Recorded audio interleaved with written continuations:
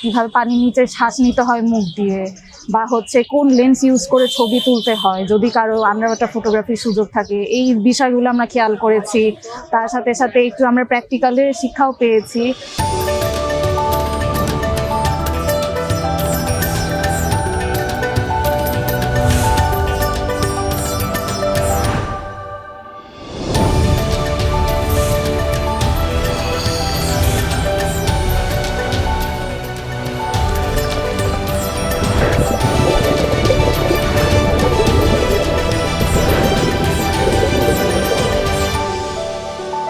আজকে আমরা এই ওয়ার্কশপ থেকে অনেক কিছু শিখলাম। যেমন আন্ডার ওয়াটার ফটোগ্রাফি নিয়ে সবার সেরকম ধারণা থাকে না। তো আন্ডার ওয়াটার ফটোগ্রাফি যে আসলে একটা আর্নিং সোর্স হিসেবেও হচ্ছে মানুষকে হেল্প করতে পারে, সেটাও হয়তো বা অনেকে জানা নেই। কিন্তু এই আজকে ক্রিয়েটিভ টিমের থ্রুতে আমরা জানতে পেরেছি যে আন্ডার ওয়াটার ফটোগ্রাফিতে আসলে শুধু আন্ডার ওয়াটার ফটোগ্রাফি না, আন্ডার ওয়াটারে আসলে কি কি পেশা হিসেবে ইউজ হতে পারে, এই বিষয়গুলো সুন্দর করে আজকে আমাদের কাছে তুলে ধরা হয়েছে। এরপর বিভিন্ন টাইপের যে ডিভাইস ব্যবহৃত হয় এবং হচ্ছে এখানে ডিভাইসের সাথে সাথে যে একটা মানুষের ইচ্ছা শক্তি এবং ডেডিকেশন, এই জিনিসগুলো যে কতটুকু ম্যাটার করে, এটাও আমাদের আজকে শিখিয়েছে।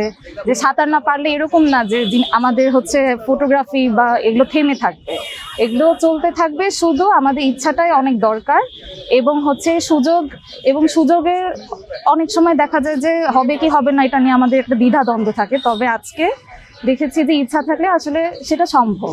আজকে অনেকে দেখলাম যে আমাদের 20 জনের মতো প্র্যাকটিক্যাল ট্রেনিংয়ে নেমেছে পানিতে। তারা হচ্ছে বিভিন্ন ধরনের ডিভাইস ইউজ করে তারা কিভাবে জিনিসগুলো ইউজ করতে হয়, ডিভাইসগুলো কীভাবে পানির নিচে শ্বাস নিতে হয় মুখ দিয়ে, বা হচ্ছে কোন লেন্স ইউজ করে ছবি তুলতে হয় যদি কারো আন্ডার ওয়াটার ফটোগ্রাফির সুযোগ থাকে, এই বিষয়গুলো আমরা খেয়াল করেছি।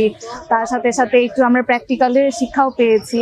তাই আমি অত্যন্ত ধন্যবাদ জানাতে চাই ক্রিয়েটিভ উইংসকে আমাদেরকে আজকে এই সুযোগটা করে দেওয়ার জন্য। আশা করি সামনে এরকম অনেক সুযোগ হবে একসাথে কাজ করার। অনেক ধন্যবাদ।